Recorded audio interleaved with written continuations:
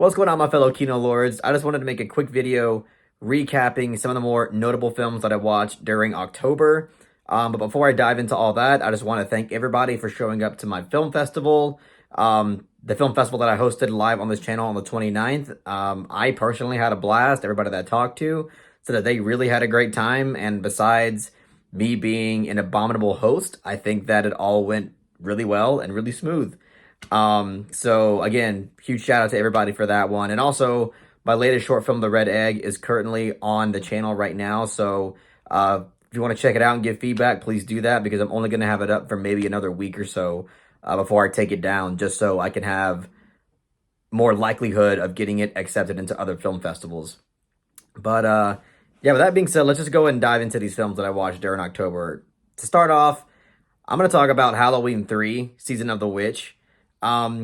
This is a film that I actually watched because I believe Jake brought it up during the last podcast, excuse me, where we talked about our top 5 cult horror films. Not sure when he's going to upload that, but it's probably coming out really soon. But I think it was either him or Ant-Man that had nothing but great things to say about this film, or both, honestly. And so I was like, yeah, sure, let's see what this film was all about. I heard it's the best Halloween sequel there is to offer, even though that's a very low bar. And after watching Halloween 3, I was pretty underwhelmed by it. I mean, there's some things about it that I did enjoy. I think conceptually speaking, it's interesting. I think being the only Halloween sequel that doesn't include Michael Myers, I had a lot. It really had an overwhelming amount of pressure to be a good film without having Michael Myers in it. And thanks to Ant-Man, he basically schooled me on the history of Halloween and how originally it was not supposed to be a Michael Myers thing. Like, every Halloween sequel was supposed to be like a new, spooky Halloween concept or whatever. But obviously that concept did not come to fruition. People just got, in love with Michael Myers, obviously, and they just wanted more of him. But anyway, yeah, with that being said, conceptually speaking, I think there's a lot here that it did right, and I think it's interesting, but the execution and the writing and just like the writing and the dialogue of not only just all the characters in this film in general, but really the main character bothered me, because he's a character that focuses oddly on him being this type of womanizer dude who kind of just, will have sex with any girl that'll have him, despite the fact that he's kind of cheating all over the place. And, I thought this was gonna have some kind of thematic payoff for his character or something, but it just doesn't. It just leads into nothing. And he ends up being like this heroic figure of the film, basically. And I just feel like, why even include that element of the character if you're not gonna really build that up to anything substantial? But even besides that, I mean, I did enjoy the score, even though it's very, you know, hardcore 80s synth vibe. I believe John Carpenter actually did the score. I could be wrong. It's really cool sounding, and it's just overall like a vibe. Even though if it's over the top, it's kind of meant to be over the top. So overall, I did enjoy the score. And again, like, I just think conceptually it was cool. Again, I don't really want to get into spoilers for it. But it has something to do with this factory and these people that work for the factory. Let's just say that. And I thought that idea was interesting, and I guess kind of kept me interested throughout the experience. But at the same time, I was really hoping for this film to deliver some of those like spooky autumn vibes and autumn aesthetic. But to be honest, this film doesn't have that autumn aesthetic. I mean, just from the cover of the film, like the poster for it, I thought I would get that type of aesthetic because it's really orangey. But you don't really get a lot of that color palette in this film, at least in my opinion, because the majority of this film, or what feels like the majority of this film, takes place in a factory. And, whatever, it's just like a bunch of grays everywhere, and you just don't really get that autumn color palette or that autumn vibe when you're watching it. So, I mean, in that regard, it was also a bit of a letdown. So, I mean, yeah, overall, I just feel like this film was a little bit too dissatisfying. Like, it's not horrible or anything, and I'm pretty sure compared to all the other Halloween sequels, it's probably better than those. But again, that's a pretty damn low bar. Um, but yeah, I guess I'll probably stop talking about that one. I guess I was expecting like an actual good movie, and I feel like I didn't really get that, unfortunately. So I'll probably give Halloween 3, the Season of the Witch, which by the way, I still don't know really why it's called Season of the Witch, but I'll give it a 5 out of 10. Not horrible, but not really good either. Um, so yeah, with that being said, we're gonna move on to a film called Pumpkinhead. This is a film that I've kind of like I've heard it being name dropped, time and time again. Every now and again, somebody or one of my friends or something will just mention it, not really go into detail, but just kind of throw it out there. And I believe it was Blair in the Discord that mentioned it, or him and a few other people mentioned it, and I actually ended up really enjoying it. This is a film that I thought was really, really just entertaining from start to finish. Um, it's a film that like it was directed by an actual prop designer, like prop maker, Stan Winston. So like when it comes to the props and the special effects, like I just think it's really, really neat and really cool. It really delivers in that regard, and also honestly, like in terms of story and character, there's actually a bit of effort put into it. Like it's basically like a revenge film, but it's actually not the most clear-cut revenge film. Not just because of the fact that there's a lot of like witchcraft involved in it, but it's also just because of the fact that there's a little bit of complexity towards the main character and how he feels about the revenge element of his character. So like in that regard, I feel like the film really did try to deliver something that um was a bit more complex than your average B grade revenge story.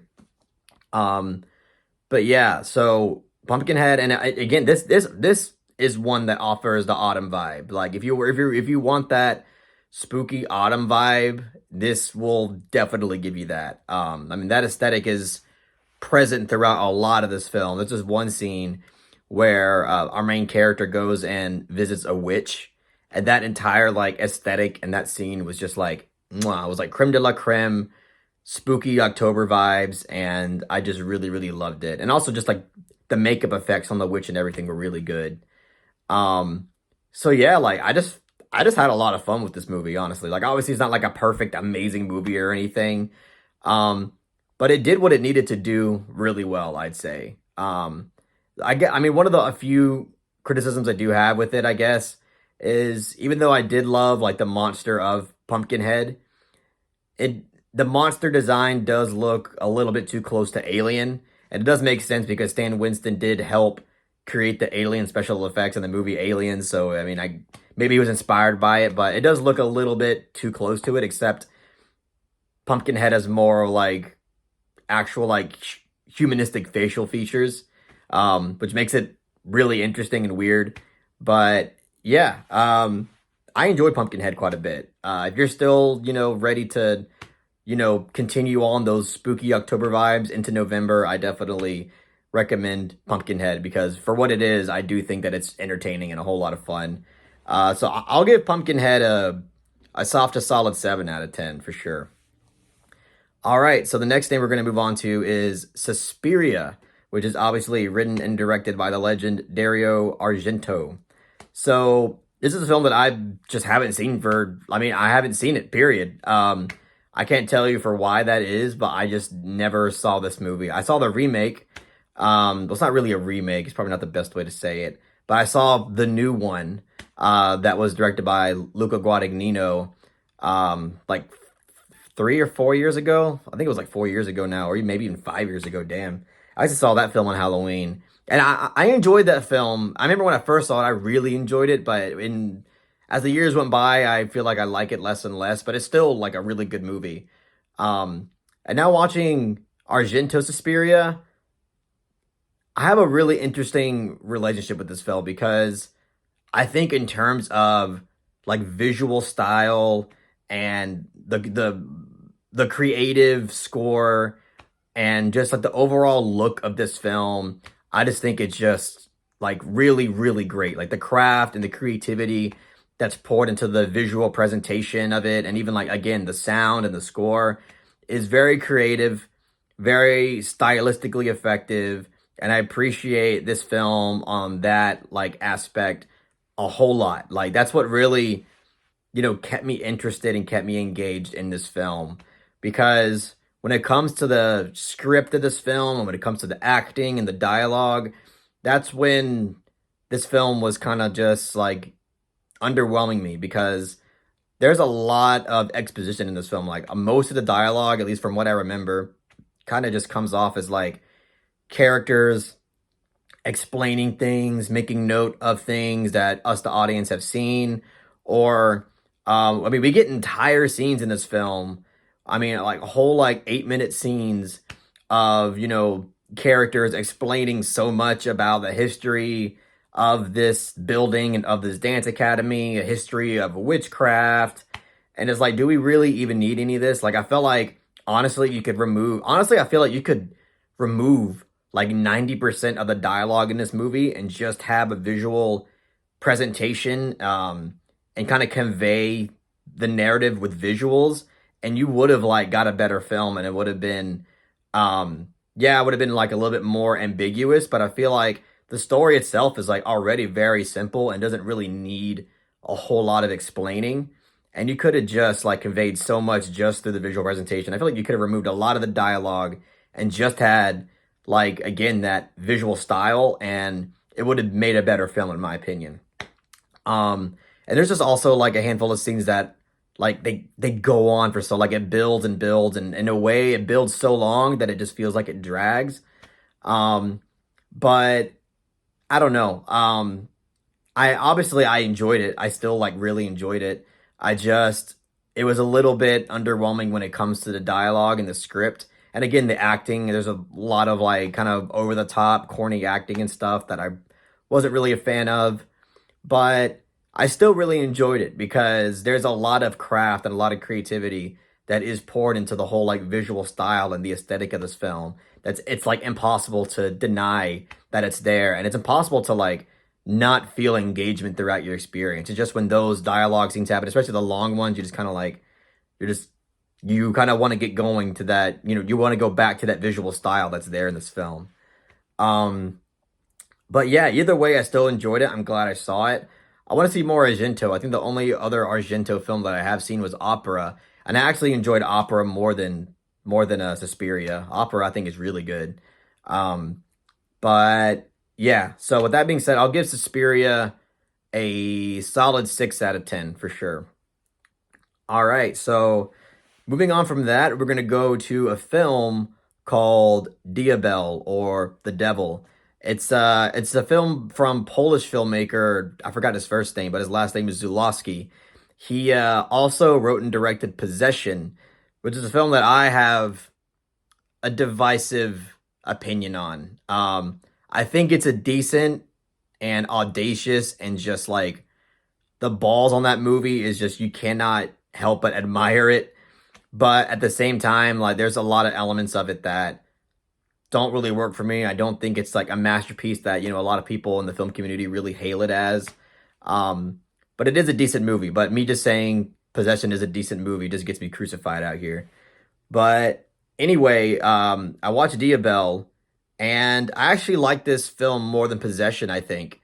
And I think it's just because this film from beginning to end is absolutely bonkers and like unforgivably bonkers. And I know some people would say, well, isn't Possession like that?